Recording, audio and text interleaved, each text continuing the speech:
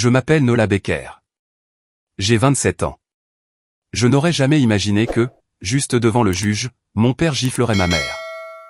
La gifle a résonné dans la salle d'audience avec un claquement si sec que même le drapeau a semblé tressaillir. La voix de mon père a suivi, froide et triomphante, « Tu as été une bonne à rien toute ta vie. Tu ferais mieux de mourir. » L'espace d'un instant, la pièce entière a plongé dans le silence. Je me suis levé, le tissu de mon uniforme de service se tendant sur mes épaules. J'ai retiré mon béret vert, et je l'ai posé sur la table des témoins, comme un coup de maillet silencieux. « Votre honneur, » ai-je dit, « veuillez vous référer à la dernière page. » Mon père s'est retourné, et le sang a quitté son visage. « Avant de poursuivre mon histoire, dites-moi d'où vous m'écoutez. Et n'oubliez pas d'aimer et de vous abonner, pour ne pas manquer ces histoires où la justice est rendue. » L'air dans la salle d'audience du comté d'Allegheny était lourd. Il sentait le vieux bois, l'encaustique, et le désespoir rance. C'était un air stagnant, recyclé depuis des décennies, portant les fantômes de milliers d'autres familles brisées. J'étais assise au deuxième rang, le dos droit, les mains posées sur les genoux. Ma mère, Eleanor, était assise à la table des plaignants. Elle paraissait incroyablement petite. Ses épaules étaient voûtées, et ses mains tremblaient tellement qu'elle devait les serrer sur ses genoux pour les calmer. Elle ressemblait à un moineau dans un nid de faucon. Le faucon, c'était mon père, Arthur Becker. Il se tenait à côté de son avocat. Ce n'était pas un homme imposant, mais il irradiait une énergie oppressante qui remplissait l'espace autour de lui. Son torse était bombé, son costume bon marché était tendu, et un sourire narquois jouait sur ses lèvres. Il savourait le moment. Chaque seconde de l'humiliation de ma mère était comme un shot de whisky pour son âme. « Madame Becker, » a dit le juge, de sa voix lasse et monotone. « Vous devez juste signer. » Ma mère a sursauté au son de son nom. Son avocat, un jeune commis d'office débordé, a doucement poussé vers elle les papiers de l'accord de divorce, ainsi qu'un stylo bille bon marché. Ce document était l'ordre d'exécution de sa vie. Il lui retirait la maison dont elle avait fait un foyer, les économies pour lesquelles elle s'était saignée, et tout droit sur la pension de mon père. C'était la déclaration de sa défaite totale et absolue. Elle a tendu la main vers le stylo, ses doigts hésitant juste au-dessus du plastique. J'ai vu mon père se pencher. Son avocat a posé une main prudente sur son bras, mais Arthur l'a repoussé. Il a baissé la tête. Sa voix, un murmure venimeux, a porté dans le silence de mort de la pièce, « Tu me dégoûtes », a-t-il sifflé. Puis, il a bougé. Ce n'était pas un geste brusque. C'était un mouvement précis, rodé. Sa main a jailli, et a percuté la joue de ma mère. Le bruit fut un claquement sec, laid. Ce n'était pas juste une gifle. Ce fut une explosion sonore, qui a fracassé la solennité du tribunal. La greffière s'est arrêtée de taper. Une femme, dans le box des jurés, a halté. L'huissier, un homme costaud à l'épaisse moustache, a déplacé son poids. Sa main s'est instinctivement rapprochée de son flanc. La tête de ma mère a basculé sur le côté, une marque rouge vive fleurissant sur sa peau pâle. Elle n'a pas crié. Elle s'est juste figée, les yeux écarquillés par une terreur familière, ancrée au plus profond de son âme. Puis est venue l'insulte. Non pas hurlée, mais livrée d'un ton froid, presque banal, comme s'il annonçait la météo, « Tu ferais mieux de mourir ». C'était le point culminant de 30 années de violence psychologique. Le dernier clou du cercueil qu'il lui construisait depuis le jour de leur mariage. Mon entraînement a pris le dessus. Dans une crise, on ne réagit pas, on évalue. Inspirer. Bloquer. Expirer. La pièce était la zone cible. Mon père était l'élément hostile. Ma mère était le précieux atout à protéger. Le juge était la variable indécise. Je me suis levé. Mon mouvement fut fluide, et silencieux. Il n'y a pas eu de grincement de chaise, pas de geste précipité. Mais dans ce silence étouffant, ce fut aussi assourdissant qu'un coup de feu. Toutes les têtes, dans la salle, se sont tournées vers moi. Ils n'ont pas vu Nola Becker, la fille. Ils ont vu l'uniforme. L'uniforme de service vert de l'armée, avec ses rangées de rubans. Un langage de rigueur et de service, qu'ils ne parlaient pas, mais qu'ils comprenaient d'instinct. Ils ont vu le grade de sergent sur ma manche. C'était ce que mon père appelait le costume. Aujourd'hui, c'était mon armure. Mon immobilité était une arme à laquelle il n'avait jamais été confronté. À la maison, sa rage rencontrait toujours les larmes de ma mère, ou la fuite de mon frère. Elle n'avait jamais rencontré un regard calme et imperturbable. Il m'a regardé, et son rictus a vacillé pour la première fois. Il a vu dans mes yeux quelque chose qu'il ne pouvait pas brutaliser. Quelque chose qu'il ne pouvait pas briser. Il a vu une étrangère. J'ai fait les quelques pas jusqu'à la table des témoins, qui séparait le public de la cour. Mes pas étaient réguliers, et mesurés sur le linot usé. J'ai levé la main, et, d'un geste délibéré, j'ai retiré mon béret vert. La douceur du feutre vert foncé m'était familière. Ce n'était pas juste un chapeau. C'était la manifestation physique d'une volonté de faire. La preuve de milliers d'heures en enfer, qui avait carbonisé jusqu'à la dernière once de la petite fille effrayée que mon père avait tenté de créer. C'était le symbole d'un monde qu'il ne pourrait jamais atteindre. Un monde où le respect se gagne par la sueur et la douleur, et non en l'exigeant par la peur. J'ai posé le béret sur le bois poli de la table. Il a fait un bruit sourd, définitif. Ce son étouffé a atterri avec la force d'un coup de marteau. C'était le son d'une nouvelle guerre, déclarée selon mes propres termes, sur mon propre champ de bataille. J'ai regardé directement le juge. Son expression lasse avait été remplacée par une concentration intense. « Votre honneur », ai-je dit. Ma voix était posée, claire, et dénuée d'émotion. Veuillez vous référer à la dernière page. Le silence s'est étiré. Mon père, momentanément abasourdi, a tourné la tête brusquement pour me fixer. Son visage était un masque de confusion et de rage. « Qu'est-ce que c'est que ça? Qu'est-ce que tu fais ?» a-t-il balbutié. Son avocat feuilletait déjà sa copie des documents de l'accord, les sourcils froncés. Il est arrivé à la dernière page, et j'ai vu ses yeux s'écarquiller. Arthur a suivi son regard. Il a vu. Son visage a subi une transformation rapide et écœurante. Le sourire arrogant a disparu, remplacé par l'incrédulité. L'incrédulité a fondu pour laisser place à la compréhension naissante, puis cette compréhension a tourné à la peur. Une peur brute, viscérale. C'était le regard d'un tyran qui vient de réaliser, beaucoup trop tard, que l'esclave qu'il fouettait depuis des années avait passé chaque nuit à forger secrètement une épée. À cet instant, il n'a pas vu sa fille. Il a vu un soldat. Il a vu une stratège qui l'avait surpassé. Pour la toute première fois de mes 27 années d'existence, j'ai vu de la peur dans les yeux de mon père. Le juge a ajusté ses lunettes, scrutant le document. Il a levé les yeux de la page vers moi, puis vers mon père. Il s'est raclé la gorge. « Huissier », a-t-il dit, sa voix portant désormais un poids nouveau, « veuillez récupérer les documents que mademoiselle Becker fournit. » L'huissier s'est avancé, sans quitter mon père des yeux. Tandis qu'il prenait le dossier de mes mains, j'ai vu la terreur se figer sur le visage d'Arthur. Il avait toujours cru que seul un fils pouvait lui apporter la gloire. Mais il n'avait jamais imaginé que ce serait sa fille qui le traduirait en justice. Il avait toujours cru que seul un fils pouvait lui apporter la gloire. Et son fils, Marc, n'avait jamais eu besoin de faire le moindre effort pour la mériter. La balance de la justice, dans la maison des Becker, était cassée bien avant que nous ne mettions les pieds dans ce tribunal. Il y avait deux ensembles de règles, deux normes de valeurs, deux mondes distincts sous un même toit. Il y avait le monde de Marc, et puis il y avait le mien. La leçon avait commencé tôt. Je me souviens du matin de Noël, quand j'avais 10 ans, et que Marc en avait 12. Le salon sentait les aiguilles de pain, et les roulés à la cannelle de ma mère. Sous le sapin, appuyé contre le mur, se trouvait un BMX Mongoose flambant neuf. Son cadre chromé brillait sous les guirlandes lumineuses. C'était pour Marc. Il a poussé un cri de joie, et a immédiatement commencé à faire des roues arrière sur la moquette, laissant de longues traces noires que ma mère finirait par frotter, à quatre pattes. Mon cadeau était une grande boîte rose.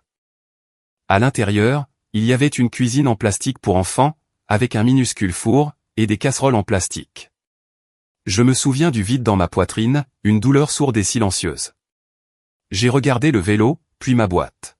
« Pourquoi je n'ai pas de vélo ?» ai-je demandé, d'une toute petite voix. Mon père, Arthur, a levé les yeux de sa tasse de café, un sourire suffisant sur le visage. Il a gloussé. « Les vélos, c'est pour les garçons, Nola. Les filles ont juste besoin de connaître le chemin, de la maison à l'épicerie. » Cet été-là, je suis devenue une petite entrepreneuse de quartier. J'ai tondu des pelouses pour 5 € l'unité, j'ai arraché les mauvaises herbes pour Madame Henderson, notre voisine, et j'ai lavé des voitures avec un vieux seau rouillé et des chiffons. J'ai économisé chaque billet froissé dans une boîte à chaussures, sous mon lit. En août, j'en avais assez. J'ai acheté un vieux vélo chouine d'occasion, dans un vide-grenier. Il était lourd, un peu rouillé sur les garde-boue, mais il était à moi. J'étais tellement fier, je flottais littéralement en rentrant à la maison. Quand j'ai roulé dans l'allée, mon père était devant, en train de faire briller son pick-up Ford. Il a jeté un coup d'œil à mon vélo, puis à son camion, et a reniflé. On dirait un tas de ferraille. Il n'a jamais vu le travail. Il n'a vu que l'imperfection. C'est devenu le schéma de mon enfance. J'ai appris que mes efforts étaient invisibles, mais que mon genre était un défaut permanent, et flagrant. Au lycée, je me suis surpassé. J'ai rejoint l'équipe d'athlétisme, le club de débat. N'importe quoi, pour bâtir un CV de réussite qu'il ne pourrait pas ignorer. Un soir, j'ai ramené mon bulletin de notes. Des A partout.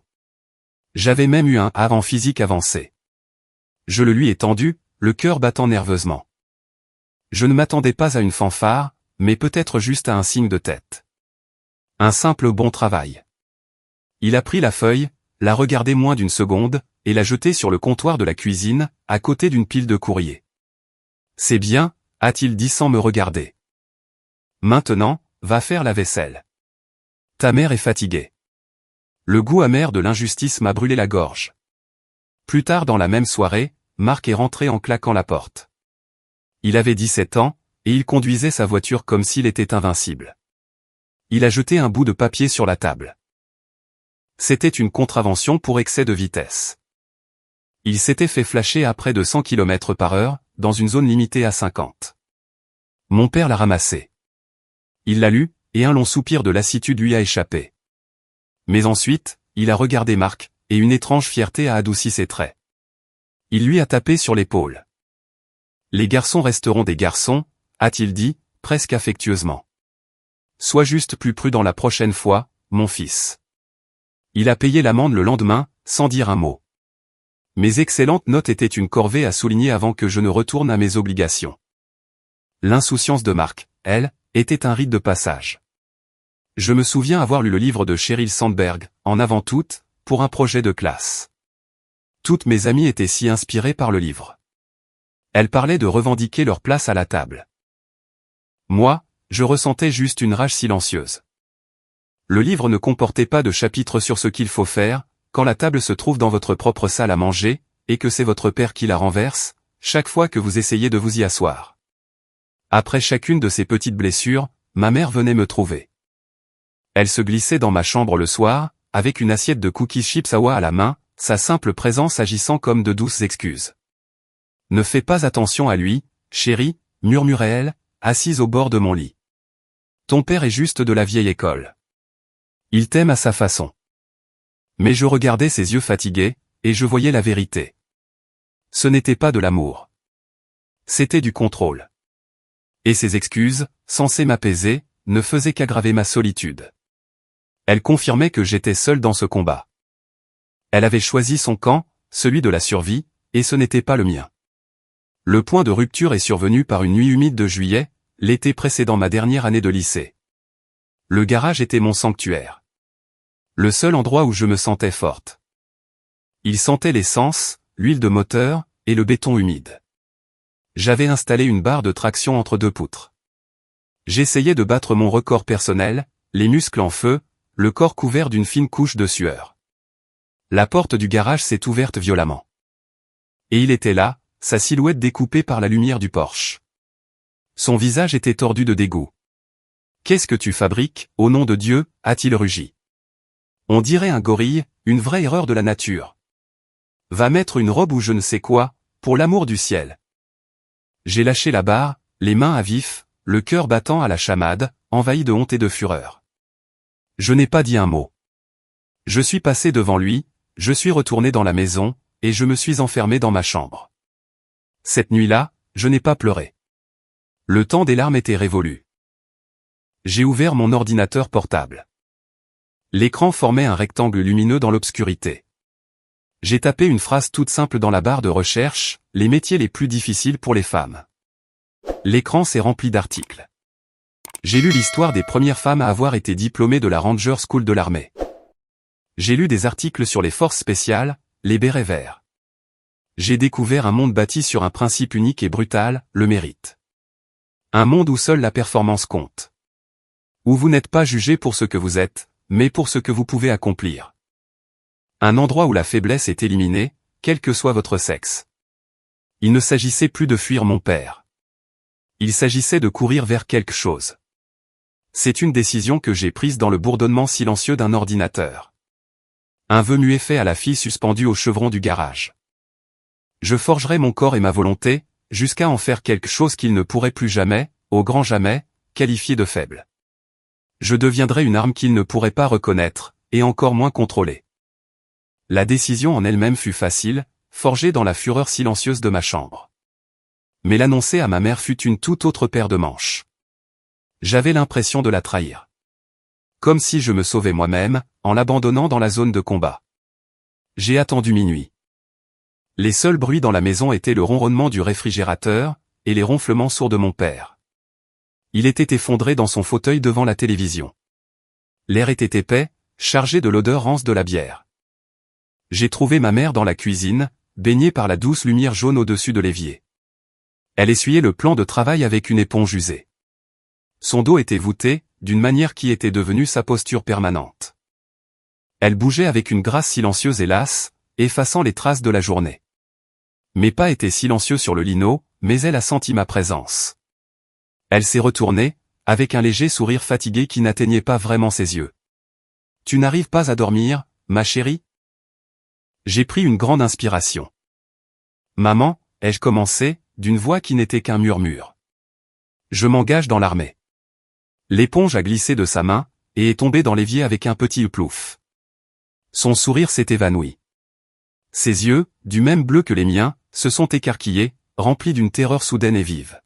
« Non » a-t-elle soufflé, en secouant la tête et en reculant d'un pas, « Oh, Nola, non. Le monde là-bas. Il va te dévorer toute crue. » Je comprenais sa peur. Il ne s'agissait pas de champs de bataille étrangers, ou des dangers du combat. Elle voyait le monde extérieur comme une version plus grande, et plus brutale, de notre propre maison.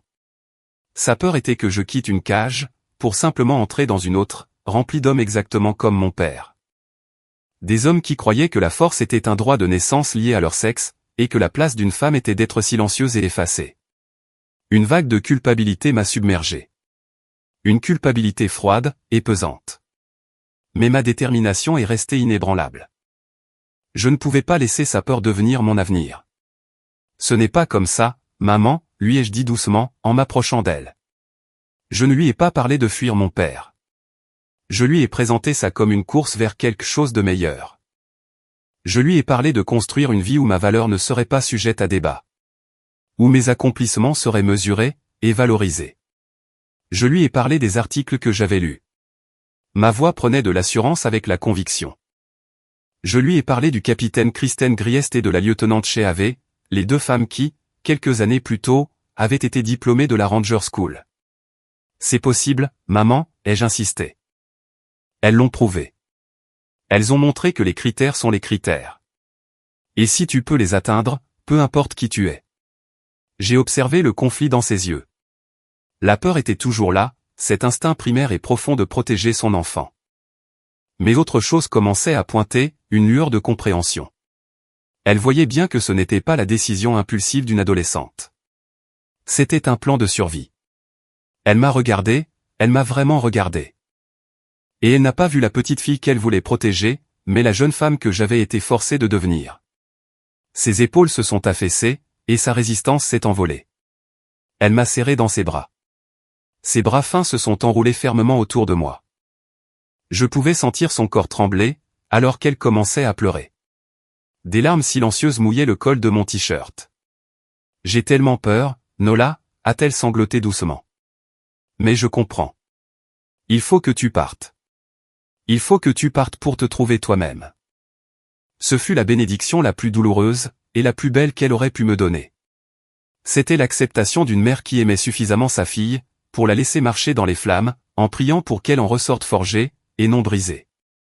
Quelques semaines plus tard, la veille de mon départ pour la gare routière, nous étions assises sur la balancelle de la véranda. L'air d'été était doux, empli du chant des grillons. Mon père était sorti avec ses amis.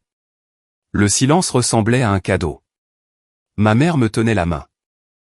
Sa poigne était étonnamment forte.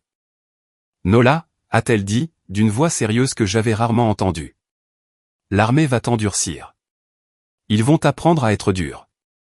À survivre à des choses que la plupart des gens ne peuvent même pas imaginer. » Elle s'est tournée vers moi, les yeux brillants dans la pénombre de la véranda. « Mais tu dois me promettre une chose.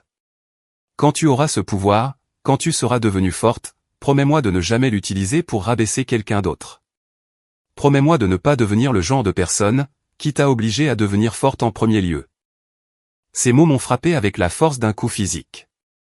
Dans toute ma planification, dans toute ma concentration sur la force physique et la résistance mentale, je n'avais jamais pris en compte le risque pour ma propre âme. Sa demande est devenue un serment. Elle s'est ancrée au plus profond de moi. Une boussole morale, que je porterai dans chaque défi. Je le promets, maman, ai-je répondu, la voix chargée d'émotion. Le lendemain matin était gris et nuageux. À l'image de notre humeur. Ma mère, et ma petite sœur Maya, sont venues me dire au revoir à la gare routière du centre-ville. Marc était introuvable, probablement encore en train de dormir. Mon père n'a même pas pris la peine de sortir de la maison. Alors que je descendais l'allée, j'ai entendu sa voix, étouffée par la moustiquaire de la porte, « Bon débarras.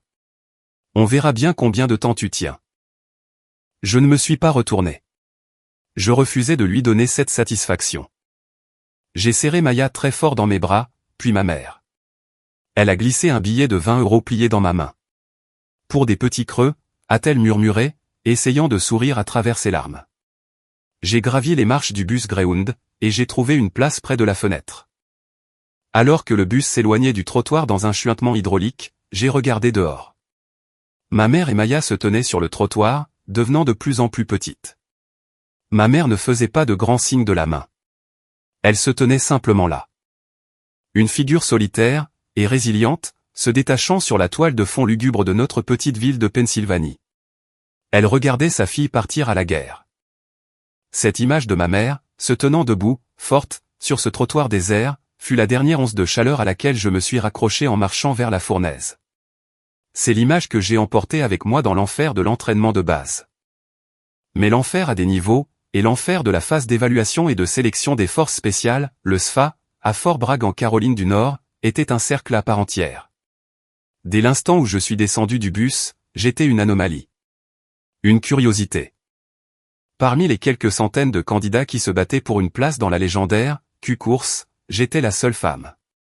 L'air était lourd, chargé de testostérone, de sève de pin, et de la chaleur humide et écrasante de l'été carolinien. Et je pouvais sentir le poids de centaines de paires d'yeux braqués sur moi. Ils me jaugeaient, me jugeaient, attendant que j'échoue. Les chuchotements me suivaient partout. À la cantine, dans les baraquements, lors des marches épuisantes avec sac à dos. Ils m'appelaient Barbie, le quota de diversité, la caution. Ils ne le disaient pas en face, bien sûr. Ils le disaient juste assez fort, pour que je l'entende en passant. Lors des longues marches, avec des sacs de près de 30 kilos qui nous sciaient les épaules, j'en voyais certains ralentir. Ils me laissaient passer juste pour me regarder, attendant le moment où mes jambes céderaient. Mais ça n'est jamais arrivé. Chaque fois que mes poumons brûlaient, et que mes cuisses hurlaient de douleur, je ne voyais pas la longue route poussiéreuse devant moi. Je voyais ma mère, à quatre pattes, en train de nettoyer les traces de pneus de Marc sur sa belle moquette. Je la voyais ramasser les morceaux d'une assiette, que mon père avait jeté contre le mur. Chaque souvenir était une bûche de plus, dans le brasier qui brûlait dans mes tripes. Chaque pas était un acte de défi silencieux. La douleur était temporaire. Le monde de mon père, lui, était celui où je refusais de retourner. Au bout d'une semaine environ, l'un des instructeurs m'a pris à part. Le master sergent Davis. C'était une montagne, un homme taillé dans le granit, avec un regard calme et fixe qui semblait vous transpercer. Il ne m'a pas offert sa sympathie. Il ne m'a pas dit de garder le menton haut. Il m'a juste regardé et a dit, de sa voix grave et rocailleuse, « Becker, écoutez-moi bien. Personne ici n'en a rien à foutre que vous soyez un homme ou une femme. vous savez ce qui les intéresse? Ils veulent savoir si vous êtes un poids mort. Ils veulent savoir si vous allez les faire tuer. Parce que vous ne pouvez pas assurer votre part du travail. Il s'est penché un peu plus près. Alors, arrêtez d'écouter les ragots. Arrêtez d'essayer de prouver quoi que ce soit avec votre bouche. Contentez-vous de faire le boulot. Fermez-la, et faites le boulot.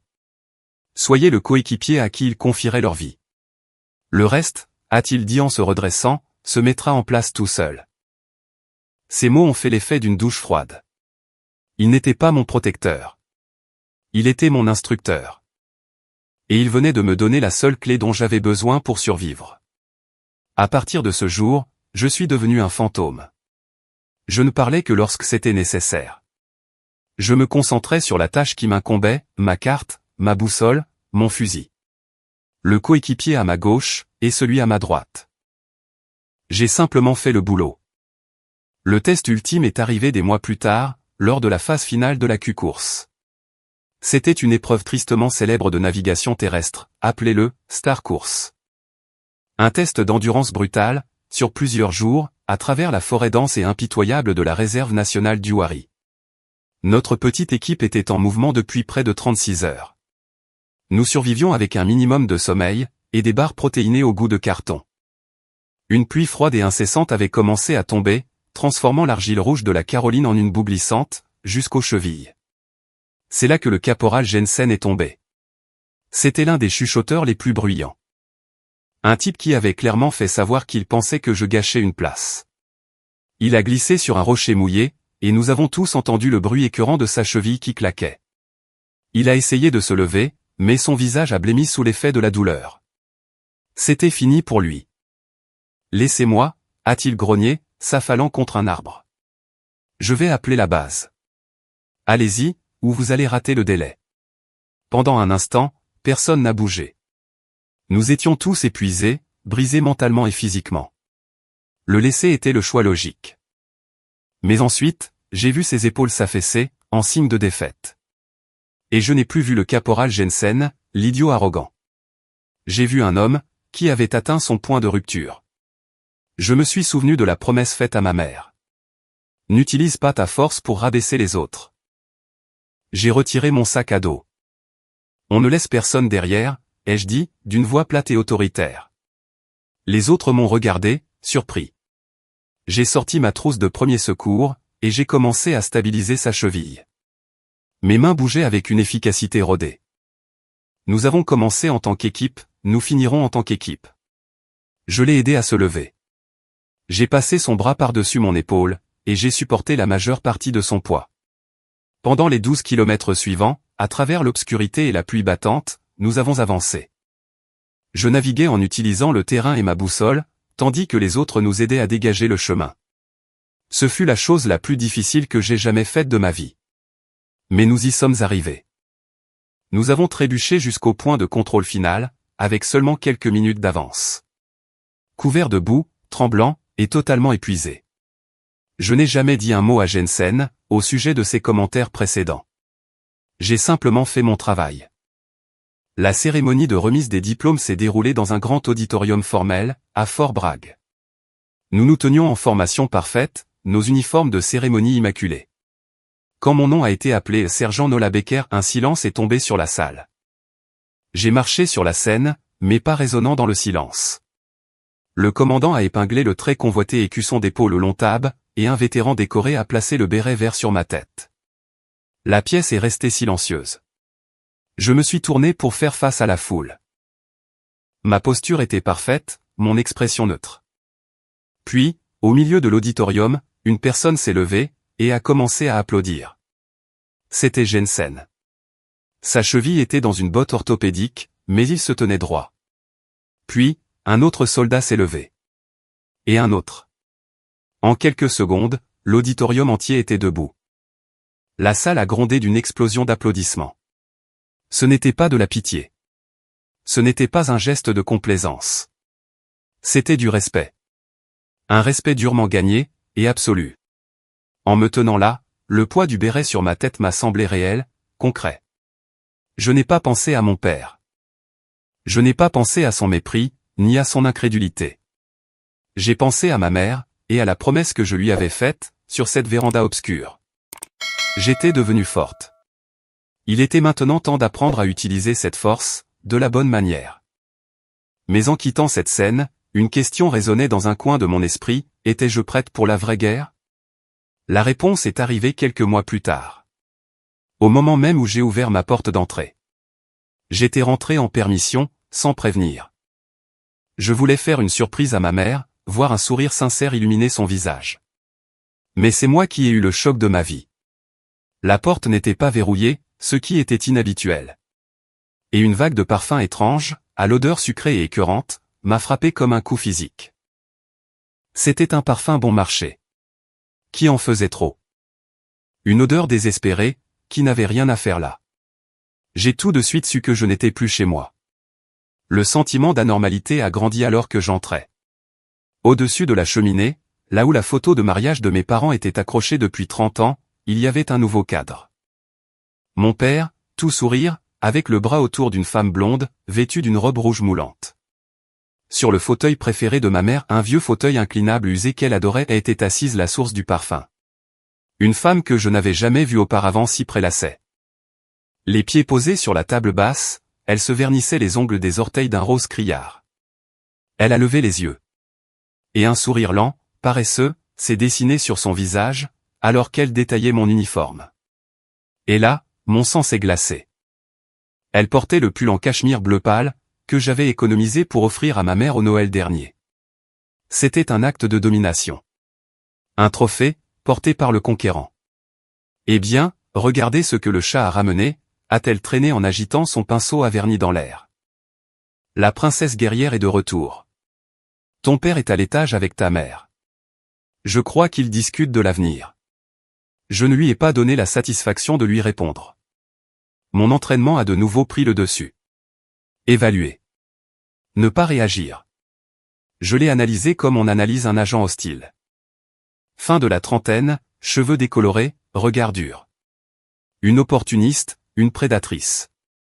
J'ai enregistré l'information, et je me suis dirigé vers les escaliers. Mon cœur martelait mes côtes, comme s'il essayait de s'en échapper. La scène dans la chambre de mes parents était pire que tout ce que j'aurais pu imaginer. Ma mère était recroquevillée sur le bord du lit. Une petite chose brisée, le visage strié de larmes. Mon père, Arthur, se tenait au-dessus d'elle, les mains sur les hanches, la posture irradiant une menace pure. Une liasse de papier était éparpillée sur le couvre-lit autour d'elle. Signe, Éléanore, a-t-il grondé. Sa voix était un grognement sourd. Tu crois que tu vas t'en tirer avec un seul centime?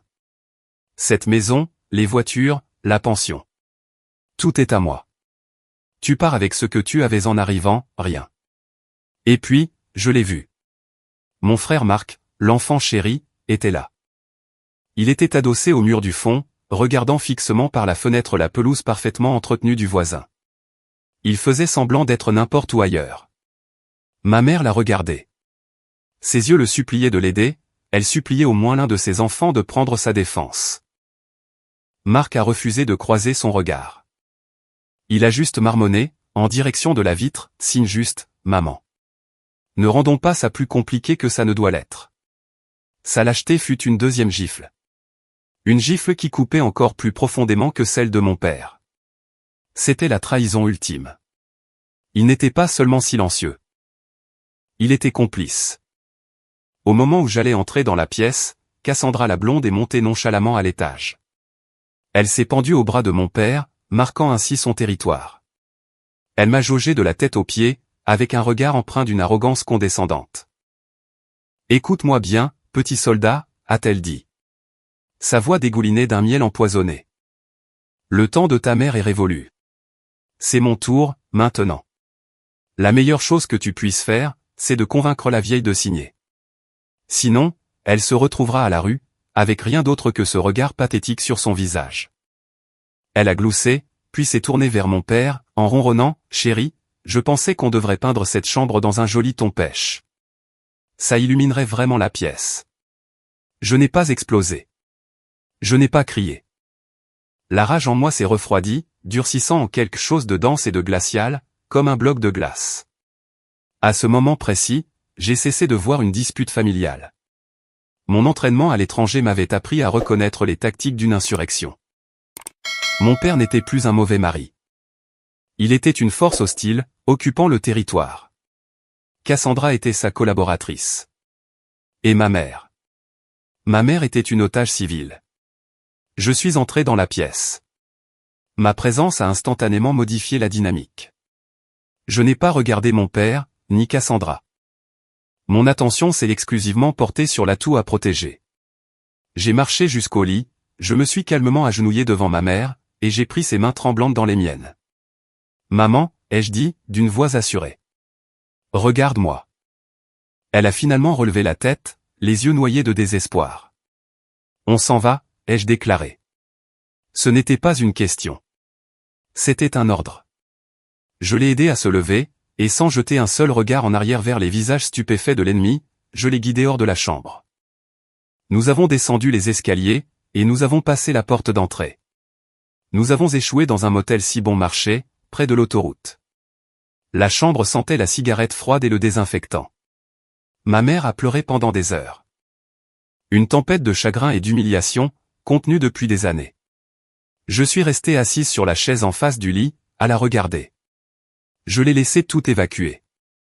Lorsqu'elle est finalement tombée dans un sommeil d'épuisement, je l'ai regardée.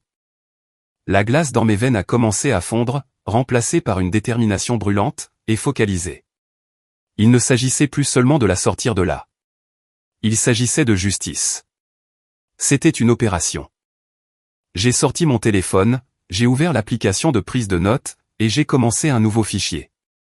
Le titre était simple, « Opération Liberté pour Eleanor ». Assise dans la pénombre de cette chambre de motel, écoutant la respiration agitée de ma mère, je savais que je ne pourrais pas y arriver seul. Si vous avez déjà ressenti cette colère juste, ce besoin féroce de protéger quelqu'un que vous aimez, montrez votre soutien en cliquant sur « J'aime ». Et dites-moi que vous êtes avec moi dans cette mission, en commentant le mot « justice » ci-dessous.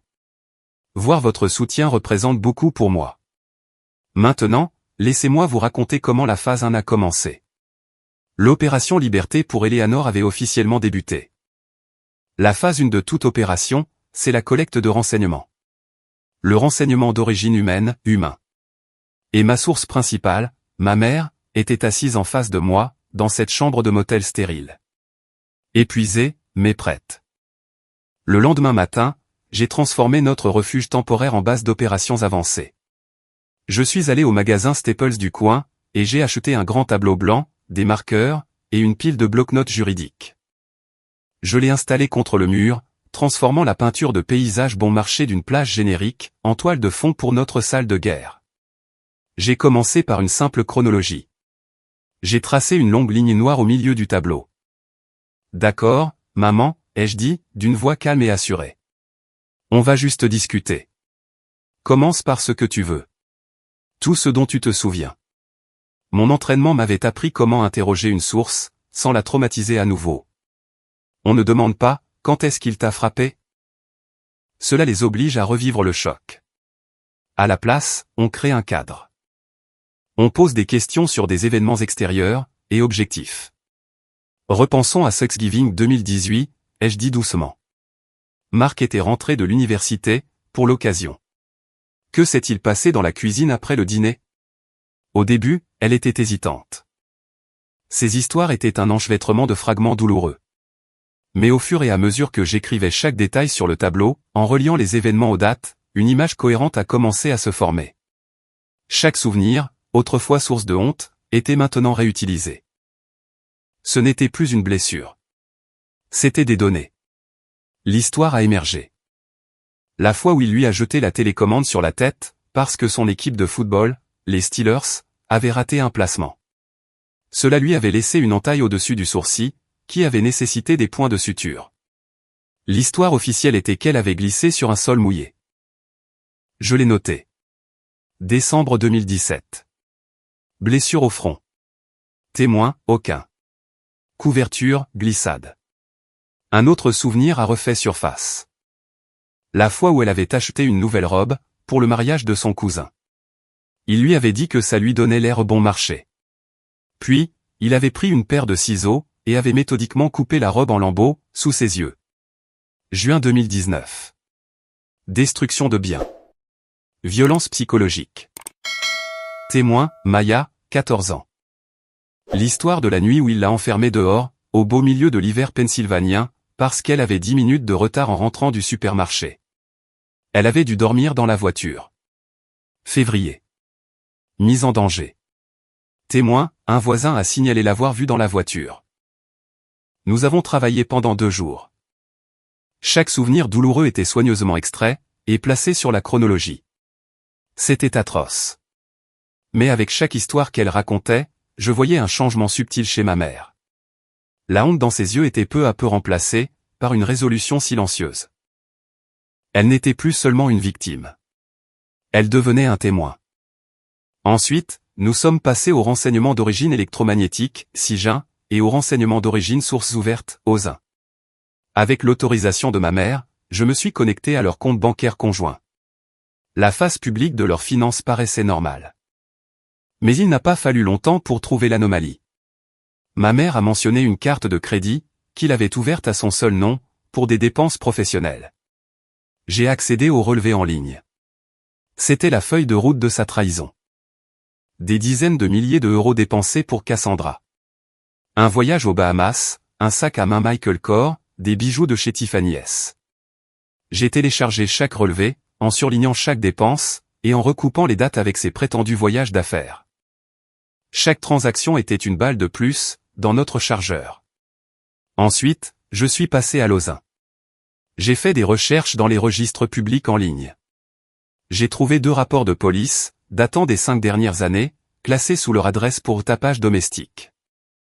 Les 2 fois, c'était un voisin qui avait appelé le 911. Les 2 fois, ma mère avait refusé de porter plainte, disant aux agents qu'elle avait simplement été maladroite. Les rapports n'étaient pas concluants, mais ils établissaient un schéma. C'étaient des points sur une carte, et j'étais en train de les relier. La dernière pièce du puzzle fut le renseignement d'origine imagerie, IMAIN. Je me suis souvenu des emails que ma mère m'envoyait, lorsque j'étais en déploiement. Ce n'était pas le genre à se plaindre. Elle m'envoyait donc des photos de son jardin, du chien, ou d'une nouvelle recette qu'elle avait essayée. C'était sa façon de dire que tout allait bien. Mais j'avais un pressentiment. J'ai passé une nuit entière à faire défiler des années de mai, téléchargeant chaque photo qu'elle m'avait jamais envoyée. Au début, je ne voyais rien. Juste des fleurs et des couchers de soleil. Puis j'en ai trouvé une, datant du printemps 2019. Elle montrait ses nouveaux rosiers. Mais dans le reflet de la fenêtre du salon, derrière elle, on pouvait tout juste distinguer son visage. Et sur sa joue, une légère ecchymose violacée, mal dissimulée avec du maquillage. Mon sang s'est glacé. J'ai croisé la date de l'email, avec notre chronologie. C'était 2 jours après l'incident de la robe. Il ne s'était pas contenté de détruire ses affaires, il l'avait frappée. J'en ai trouvé d'autres. Une photo d'elle, tenant un gâteau d'anniversaire pour Maya. Elle portait un pull à col roulé à manches longues, en plein mois de juillet. Quelques jours après qu'il lui ait soi-disant accidentellement claqué une portière de voiture sur le bras. Chaque photo était un appel à l'aide silencieux, que j'avais été trop loin pour entendre. Au bout d'une semaine, notre chambre de motel ressemblait au décor d'un film d'espionnage. Le tableau blanc était une toile d'araignée de dates, d'événements, et de lignes de connexion. Un épais classeur, sur la table, était rempli de relevés bancaires imprimés, de rapports de police, et de photographies annotées. J'avais pris le chaos et la douleur brouillonne de 30 années, et je les avais organisés en une arme. Ce n'était plus un recueil de souvenirs déchirants. C'était un dossier irréfutable, et méticuleusement documenté. Un dossier de ciblage, sur Arthur Becker. Ma mère, qui m'avait regardé travailler, avait maintenant une étincelle dans les yeux, que je n'avais pas vue depuis des années. Elle se tenait un peu plus droite. Sa posture voûtée était moins prononcée. Elle avait vu l'étendue totale de sa propre prison. Et maintenant, elle voyait la clé pour l'ouvrir. J'ai fermé le classeur et je l'ai regardé, la voix claire et assurée. « Maman, ai-je dit, on ne va pas avoir besoin d'un avocat exceptionnel. Il nous faut juste quelqu'un qui sache lire. Parce que ces chiffres et ces photos, eux, ils ne savent pas mentir. Ces chiffres et ces photos dans mon classeur ne savaient pas mentir, c'est vrai. Mais j'ai vite compris que, pour qu'un tribunal écoute ces vérités silencieuses, il faut tout de même une voix. Et cette voix coûte de l'argent. Ce qu'il me restait de permission fut un tourbillon d'appels téléphoniques et de réunions décevantes. J'ai trouvé une liste d'avocats spécialisés en droit de la famille dans la région de Pittsburgh, et j'ai commencé à prendre rendez-vous. Ma mère et moi nous sommes assises dans 2 bureaux différents, somptueusement décorés, sur des fauteuils en cuir moelleux qui coûtaient probablement plus cher que ma première voiture. Les 2 fois, l'histoire a été la même. Le premier avocat, un homme avec une montre en or et un sourire compatissant, a feuilleté mon classeur soigneusement organisé. C'est convaincant, oui, a-t-il dit en tapotant une photographie, d'un doigt parfaitement manucuré. Mais il dira qu'elle est maladroite. Il dira que ses relevés de carte de crédit étaient des dépenses professionnelles. Dans ce genre d'affaires, ça se résume souvent à la parole de l'un contre la parole de l'autre. Ça peut devenir désordonné, et compliqué. Ensuite, il nous a annoncé des honoraires de provision, supérieurs à tout ce que ma mère avait jamais vu dans sa vie. La deuxième avocate, une femme cette fois, fut encore plus dédaigneuse. Elle a à peine jeté un coup d'œil aux preuves. Écoutez, je vois des dizaines de divorces compliqués par semaine, a-t-il dit, en regardant déjà l'horloge sur son mur. Sans une preuve irréfutable et évidente, ça pourrait traîner pendant des années. Elle aussi, a annoncé des honoraires astronomiques. Nous sommes sortis dans l'air froid de la Pennsylvanie. La lourde porte vitrée s'est refermée derrière nous. La toute nouvelle détermination de ma mère commençait à s'effriter. Ça ne sert à rien, Nola, a-t-elle murmuré, la voix tremblante. Le système est fait pour les hommes comme lui. Pour les gens qui ont de l'argent. Pour la première fois depuis le début de cette histoire, j'ai ressenti un pincement de désespoir. Elle avait raison. Nous avions la vérité. Mais la vérité était verrouillée derrière un péage, que nous n'avions pas les moyens de payer. Les portes de la justice nous claquaient au nez. Ce soir-là, de retour au motel, je me suis senti complètement coincé. J'ai fait défiler les contacts de mon téléphone, sans savoir vers qui me tourner. Puis, mes yeux se sont arrêtés sur un nom. Master Sergent Davis. Mon ancien instructeur du SFA. J'ai hésité. Nous n'étions pas amis. Il était mon mentor, une figure d'une autorité immense. Mais je me suis souvenu de ces mots, le reste se mettra en place tout seul. Je ne demandais pas la charité. Juste une indication sur la bonne direction à prendre. J'ai composé son numéro. Il a décroché à la 2e sonnerie. Becker, a-t-il répondu. Sa voix avait le même baryton calme que dans mon souvenir. J'ai expliqué la situation. J'essayais de garder ma voix aussi professionnelle et détachée que possible, en exposant les faits comme si je donnais un briefing de mission. Quand j'ai eu fini, il y a eu un long silence à l'autre bout du fil. Pendant un instant, j'ai cru que j'avais fait une erreur. Je connais quelqu'un, a-t-il finalement dit. Le soulagement qui m'a envahi a été si intense, que j'en ai eu les genoux qui tremblent. Une avocate, et une sacrée bonne. Elle s'appelle Sarah Jenkins.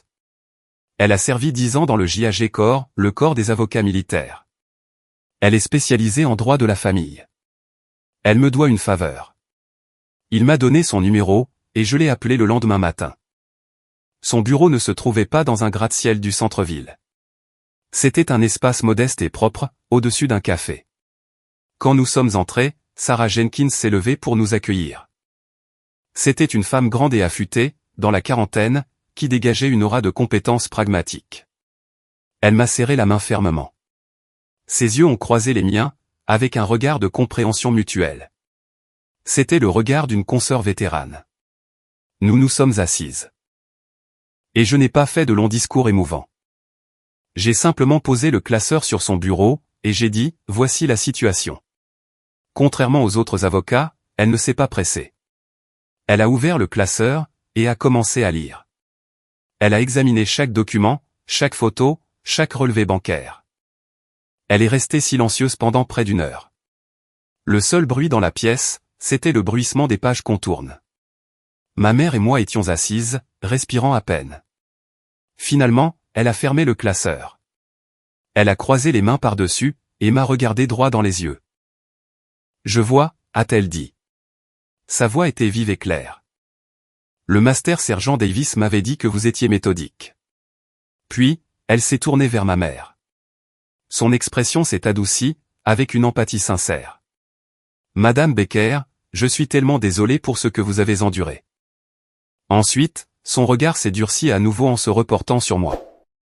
Sergent, soyons clairs. Ceci n'est pas une affaire de divorce. C'est une mission de sauvetage. Et j'en suis. Un lien s'est forgé entre nous, à ce moment-là. Une confiance tacite, entre deux femmes qui avaient servi, et qui savaient ce que signifiait se battre. Sarah a passé les quelques heures suivantes, à creuser plus profondément dans les documents financiers. Vers midi, elle s'est soudainement arrêtée. Elle s'est penchée de plus près sur un document spécifique, les yeux plissés. « Attendez une minute », a-t-elle dit. Sa voix était tranchante d'excitation. « Qu'est-ce que c'est que ça ?» Elle pointait du doigt une section, détaillant la propriété de notre maison familiale. J'ai expliqué que mon père nous avait toujours dit que la maison était à son nom. Elle l'était, a affirmé Sarah. Jusqu'à il y a 6 mois. Elle a tourné son ordinateur portable pour nous montrer. Il a transféré le titre de propriété à une LLC, Société à responsabilité limitée, nouvellement créée. Une LLC enregistrée sous le nom de Cassandra Miller. Ma mère a poussé un hoquet de surprise. Il essayait de cacher son plus gros actif, en faisant croire que ce n'était pas un bien matrimonial, avant de demander le divorce, a expliqué Sarah. Et pour y parvenir, il a falsifié la signature de votre mère sur les documents de transfert. Elle a brandi une copie du document, à côté de la véritable signature de ma mère, sur son permis de conduire. La falsification était maladroite. Évidente. Et voilà, a chuchoté Sarah, avec un sourire sombre et triomphant. La preuve irréfutable. Son doigt a tapoté l'écran. Ce n'est pas juste une fraude liée au divorce, sergent. C'est de la fraude électronique, de la fraude postale. C'est un délit fédéral. Il a construit sa propre potence. Puis, ses yeux se sont illuminés. Elle venait d'avoir une dernière, et brillante, prise de conscience. Elle a attrapé les papiers de l'accord de divorce, que mon père avait essayé d'imposer à ma mère. Elle a sauté à la dernière page. « Oh, vous vous moquez de moi », a-t-elle ri. Un rire court, un aboiement d'incrédulité. Elle a pointé du doigt une clause, enfouie dans les petits caractères. C'était une renonciation standard, stipulant que ma mère abandonnait toute réclamation, sur les actifs détenus par une liste d'entités juridiques. Et sur cette liste, figurait le nom de la société écran de Cassandra. Sarah m'a regardé, les yeux brillants par l'excitation de la traque. Il se croyait tellement malin. Dans son arrogance, il a mis la preuve de son crime, et ses aveux, directement dans les papiers qu'il voulait lui faire signer. Elle s'est adossée à sa chaise, un regard d'admiration pure sur le visage. Il était si confiant, a-t-elle dit en secouant la tête. Si confiant, qu'il nous a tendu l'arme et les munitions. Et aujourd'hui, dans cette salle d'audience, c'est moi qui allais appuyer sur la détente. Le jour de l'audience a commencé, exactement comme je l'avais prévu. Mon père, Arthur, est entré à grands pas dans le tribunal du comté d'Allegheny, comme s'il lui appartenait. Son avocat, un homme bien habillé, qui abusait du gel pour cheveux, marchait à ses côtés. Tous deux dégageaient une confiance totalement injustifiée. Ma mère, Eleanor, était assise à côté de notre avocate, Sarah Jenkins. Elle était nerveuse. Ses mains étaient crispées sur ses genoux, mais elle se tenait plus droite que je ne l'avais jamais vue. L'arrogance de mon père était sa plus grande faiblesse. Il se croyait vraiment intouchable. Alors, quand le juge a exhorté ma mère à signer l'accord une dernière fois, mon père n'a pas pu résister à une ultime démonstration de pouvoir. Il s'est penché, a chuchoté son venin, et puis, il l'a giflé. Ce claquement sec et ignoble a résonné dans la pièce. Et comme je l'ai décrit tout au début, son dernier juron, « Tu ferais mieux de mourir », a flotté dans l'air comme un gaz toxique. Il ne le savait pas, mais il venait de marcher droit dans notre piège. Son acte de violence publique avait parfaitement préparé le terrain. Il arrachait tout vernis de civilité. Il montrait aux juges, aux avocats, et à tous les gens présents dans la salle, exactement qui il était, une brute, et un homme violent. Je me suis levé. J'ai posé mon béret vert sur la table. Et j'ai prononcé la phrase qui a tout déclenché. Votre honneur, veuillez vous référer à la dernière page. Le juge, un homme qui en avait clairement vu d'autres, a paru intrigué. Il a fait un signe de tête à Sarah. Maître Jenkins, je vous en prie, poursuivez. Sarah s'est levée, calme et sereine. Votre honneur, ma cliente, Eleanor Becker, ne signera pas cet accord. De plus, nous avons des preuves suggérant que cette procédure, dans son intégralité, est basée sur des prémices frauduleuses, orchestrées par le plaignant, Monsieur Arthur Becker. L'avocat de mon père a bondi sur ses pieds. Objection. C'est scandaleux. Asseyez-vous, maître, a tranché le juge, d'une voix sèche. J'accepte. Voyons ce qu'elles ont. C'était mon signal. Sarah m'a appelé à la barre. Je n'étais pas là pour livrer un témoignage émouvant. J'étais là pour présenter des renseignements. J'ai parlé d'un ton clair, mesuré, sans émotion. Juste les faits. Votre honneur, ai-je commencé, en regardant directement le juge. La pièce à conviction A est une photographie du bras de ma mère, prise le 15 novembre 2020. Veuillez noter les importantes ecchymoses. J'ai fait une pause, pendant que la photo était affichée sur les moniteurs. La date de cette photo correspond à la date d'un appel au 911 passé par un voisin, signalant un incident conjugal à la résidence des Becker. Une copie de ce rapport est incluse en tant que pièce à conviction EB. Le visage de mon père a commencé à se crisper. Son avocat lui chuchotait furieusement à l'oreille. J'ai continué, ma voix ne tremblant jamais. La pièce à conviction OC est une série de relevés de cartes de crédit, provenant d'une carte détenue uniquement au nom de mon père. Vous noterez des frais pour un voyage pour 2 aux Bahamas, en avril de cette année. Ce qui coïncide avec une période où M. Becker prétendait être seul. En voyage d'affaires. Vous noterez également des frais pour plusieurs milliers d'euros de bijoux, et de sacs à main de créateurs. Ces articles ont été achetés pour une certaine mademoiselle Cassandra Miller. Du coin de l'œil, j'ai vu mon frère Marc. Il était assis au fond de la salle, et s'est enfoncé un peu plus dans son siège. Une par une, j'ai exposé les preuves. Les photos avec les ecchymoses cachées, les relevés bancaires, les rapports de police. Chaque élément d'information était un coup de marteau, qui démantelait systématiquement la façade du « père de famille respectable » qu'il s'était forgé. Le silence dans la salle était total. La confiance suffisante s'était évaporée du visage de mon père. Elle avait laissé place à des sueurs froides, un éclat de panique sur sa peau pâle. Puis est venu le dernier coup. Le coup de grâce. J'ai fait un signe de tête à Sarah. Elle s'est levée, tenant un seul document en main. Et enfin, votre honneur, a déclaré Sarah, d'une voix résonnant d'autorité. Nous aimerions attirer votre attention sur la dernière page. La dernière page de l'accord de divorce que M. Becker a tenté d'imposer à ma cliente. Elle a placé le document sur le projecteur. Vous trouverez une clause, par laquelle Mme Becker renoncerait à tous ses droits sur une certaine LLC. Une entreprise nommée Cassandra S. Holdings. Des recherches plus approfondies, comme détaillées dans la pièce à conviction EG, montrent que M. Becker a transféré illégalement le titre de propriété de la maison familiale à cette société écran, il y a 6 mois. Et il l'a fait, en falsifiant la signature de ma cliente. Une exclamation collective a parcouru la salle d'audience. L'avocat de mon père avait l'air d'avoir reçu un coup de poing dans l'estomac. Il a fixé son propre client, avec un regard de pure incrédulité. Le juge a retiré ses lunettes, les a nettoyées lentement, puis les a remises. Il a dévisagé mon père, avec une expression de mépris absolu. Le tyran sûr de lui avait disparu. À sa place, il y avait un animal acculé. Le masque de contrôle avait volé en éclats, révélant l'homme pathétique et enragé qui se cachait en dessous. Il a craqué. Il a fait ce qu'il faisait toujours, lorsqu'il perdait le contrôle. Il a eu recours à la violence.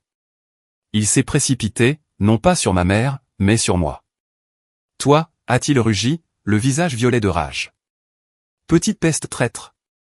Je vais te tuer. Il n'a même pas pu faire 2 pas. L'huissier, qui le surveillait comme un rapace, s'est déplacé avec une vitesse surprenante. Il l'a intercepté, et l'a repoussé violemment dans sa chaise. 2 autres agents sont apparus de nulle part, et en quelques secondes, ils l'ont menotté. Je vais te tuer, a-t-il hurlé à nouveau, se débattant contre leur emprise, la voix brisée. Le maillet du juge s'est abattu avec un fracas tonitruant. Ça suffit, a-t-il tonné. Monsieur Becker, vous êtes en état d'arrestation pour agression, subornation de témoins et fraude aggravée. Huissier, sortez-le de ma salle d'audience. Pendant qu'il l'emmenait, toujours en train de crier des menaces et des injures, j'ai cherché mon frère du regard. Marc fixait le sol, le visage enfoui dans ses mains. Il refusait de me regarder. Il refusait de regarder notre mère. C'était le portrait parfait de la honte.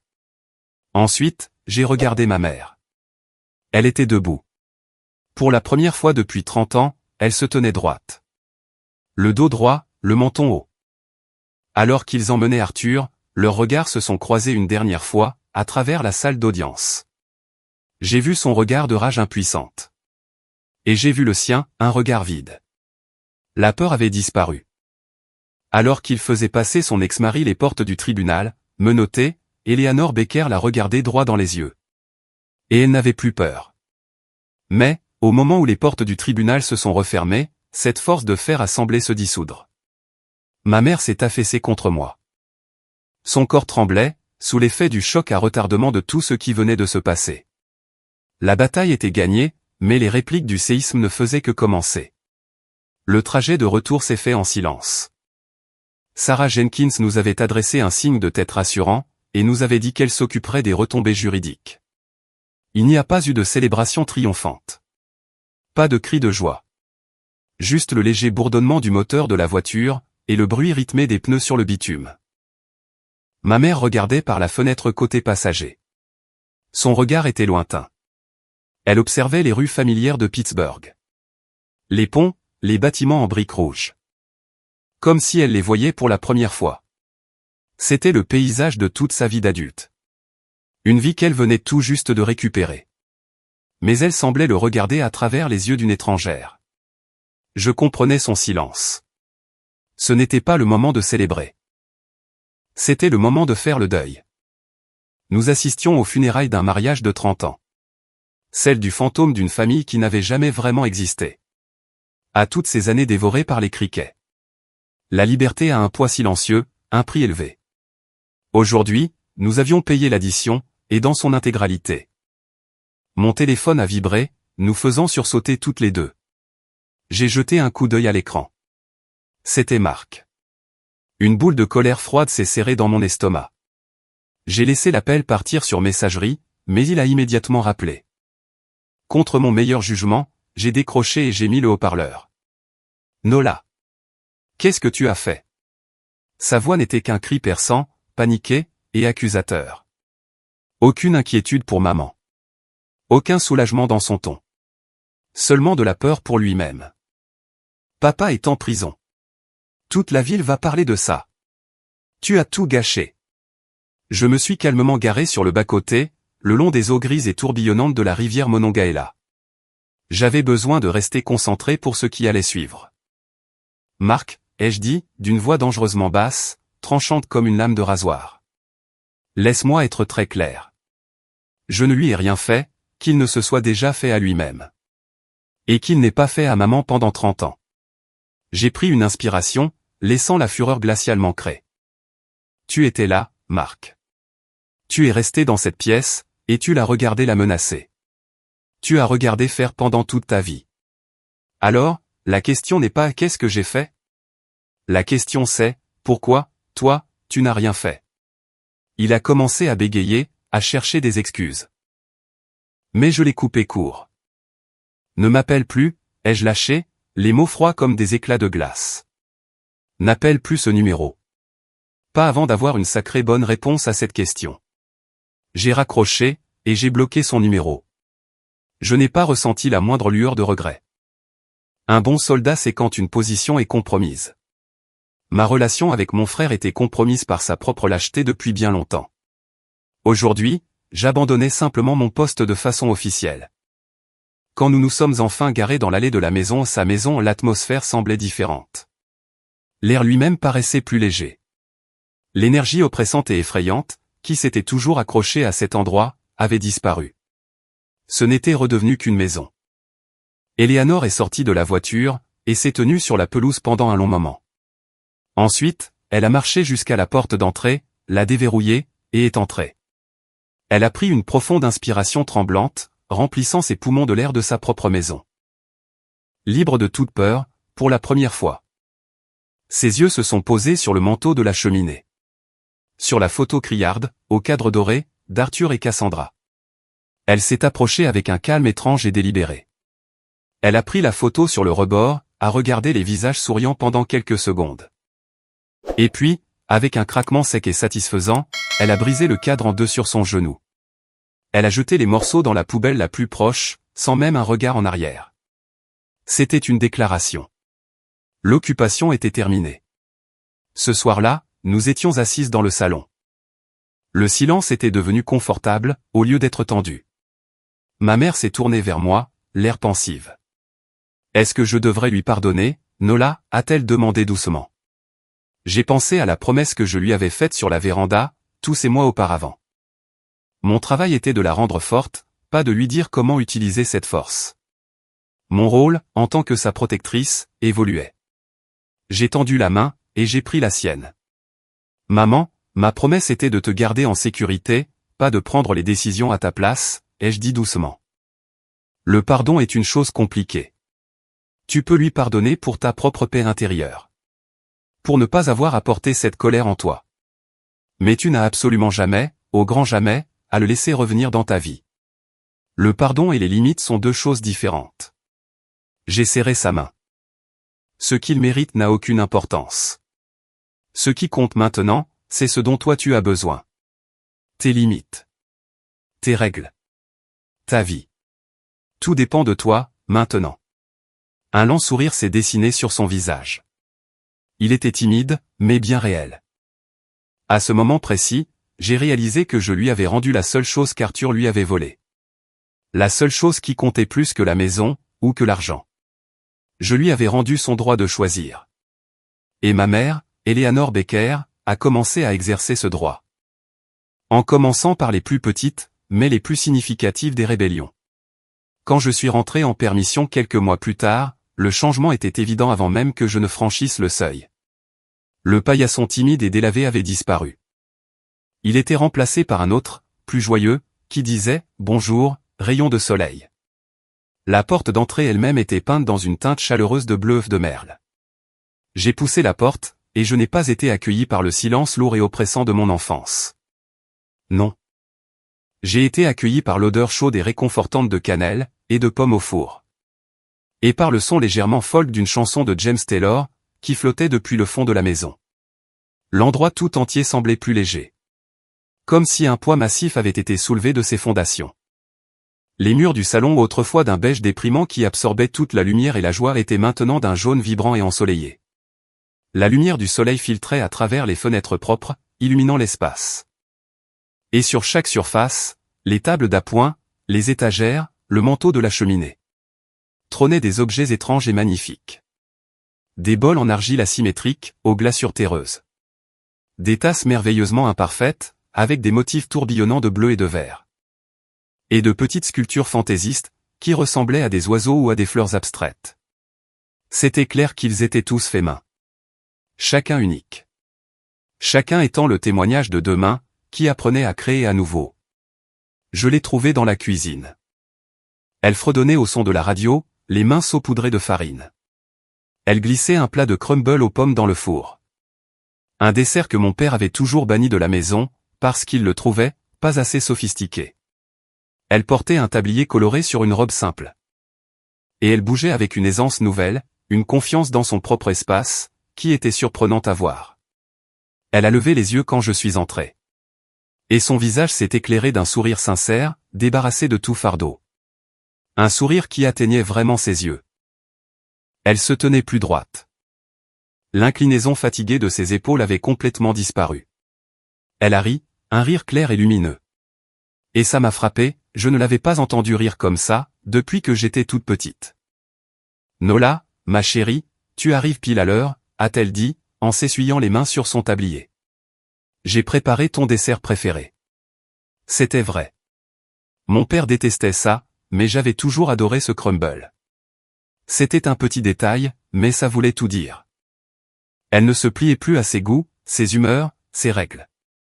Elle se retrouvait, morceau par morceau. Dans la couleur de la peinture sur ses murs. Dans les notes d'une chanson familière. Et dans le simple acte de rébellion de préparer un dessert qu'elle aimait. Plus tard dans l'après-midi, nous nous sommes assises sur la véranda à l'arrière. Celle-là même qui avait autrefois été le théâtre de promesses secrètes, faites dans l'obscurité. C'était maintenant un sanctuaire paisible. Nous sirotions de grands verres de thé glacé, pendant que le soleil de fin d'après-midi projetait de longues ombres sur la pelouse. L'air était rempli du doux ronronnement de la tondeuse d'un voisin, et du bourdonnement des abeilles autour de ces hortensias en fleurs. Le silence entre nous était facile, empli d'une compréhension mutuelle, qui n'avait pas besoin de mots. Au bout d'un moment, elle a fait glisser une coupure de journal plié vers moi, sur la table du patio. Ça venait de la Pittsburgh Post-Gazette, le journal local. Un court article d'intérêt général sur le refuge pour femmes de la région, et sa nouvelle équipe de bénévoles. Il y avait une photo de ma mère, assise sur un canapé avec une autre femme. Elle avait le bras autour de ses épaules, et lui parlait avec un regard d'empathie profonde et sincère. « C'est toi qui m'as donné la force de partir, Nola », a-t-elle dit, d'une voix calme mais ferme, en tapotant la photo. Ça a été la chose la plus difficile que j'ai jamais faite. Pendant un temps après ça, je ne savais plus qui j'étais sans lui. Sans la peur qui avait été mon ombre pendant si longtemps. Elle a regardé son jardin, les roses dont elle avait pris soin avec tant d'amour. On se sent comme un fantôme, dans sa propre vie. Et puis, un jour, on réalise qu'on peut recoller les morceaux. Elle s'est tournée vers moi, les yeux clairs, et emplis d'une détermination que je ne lui connaissais pas. Maintenant, je veux utiliser cette force, pour aider d'autres femmes à trouver leur propre chemin vers la sortie. Je vais au refuge les mardis et jeudis. Je ne leur dis pas quoi faire. J'écoute, tout simplement. Et je partage mon histoire. Je veux qu'elles sachent qu'elles ne sont pas seules. Et que le premier pas, le pas le plus effrayant, c'est celui qui mène à la liberté. La promesse que je lui avais faite sur cette même véranda a résonné dans ma mémoire, ne devient pas le genre de personne, qui t'a obligée à devenir forte. Elle ne l'était pas devenue. Elle avait pris 30 ans de douleur, et l'avait transformée en un puits de compassion. Elle avait pris sa force, et en avait fait un cadeau pour les autres. Je me suis souvenu avoir lu un texte de la chercheuse Brené Brown. Une citation qui m'était restée, « La vulnérabilité n'est pas une faiblesse. C'est la plus grande mesure de notre courage. » J'avais toujours cru que mon courage avait été forgé dans le feu du SFA. Qu'il se mesurait à mon uniforme, et à ma capacité à endurer les épreuves. Mais en regardant ma mère, j'ai réalisé que j'avais tort. Son plus grand acte de courage, ce n'était pas d'avoir supporté silencieusement 3 décennies d'abus. C'était d'avoir la vulnérabilité de commencer une nouvelle vie à 52 ans. De franchir la porte d'un cours de poterie, dans un centre communautaire rempli d'inconnus. De s'asseoir avec une autre femme brisée, et de partager ses blessures les plus profondes, pour l'aider à guérir. C'était ça, la véritable force. Avant de repartir à la fin de ma permission, je préparais mon sac de sport dans ma chambre d'enfant.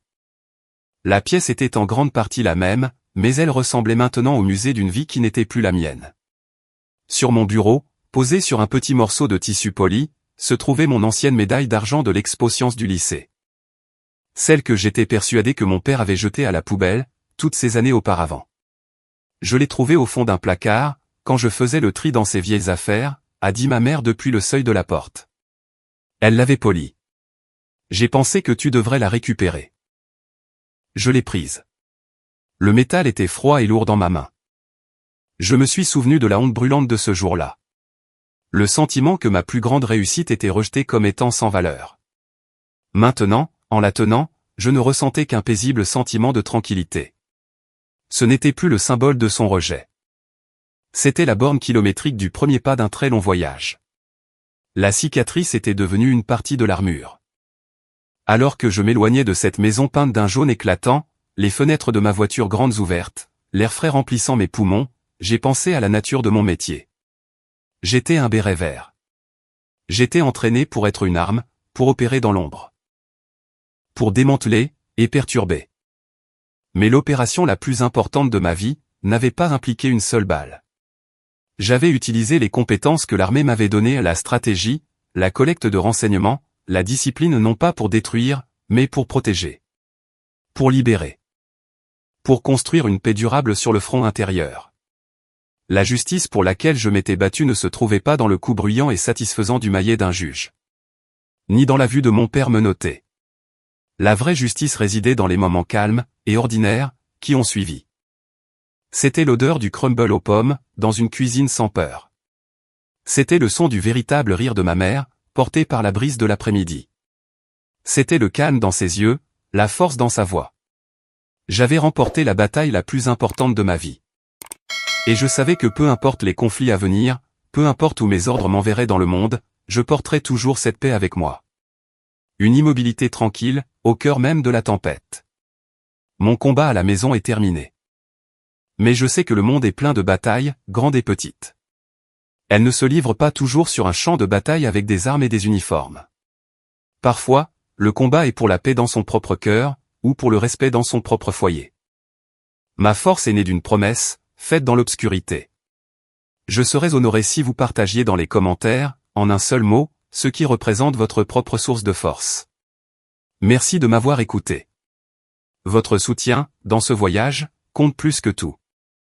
Si ces histoires de quête de justice sont importantes pour vous, n'hésitez pas à liker et à vous abonner à la chaîne, pour que nous puissions continuer à les partager ensemble.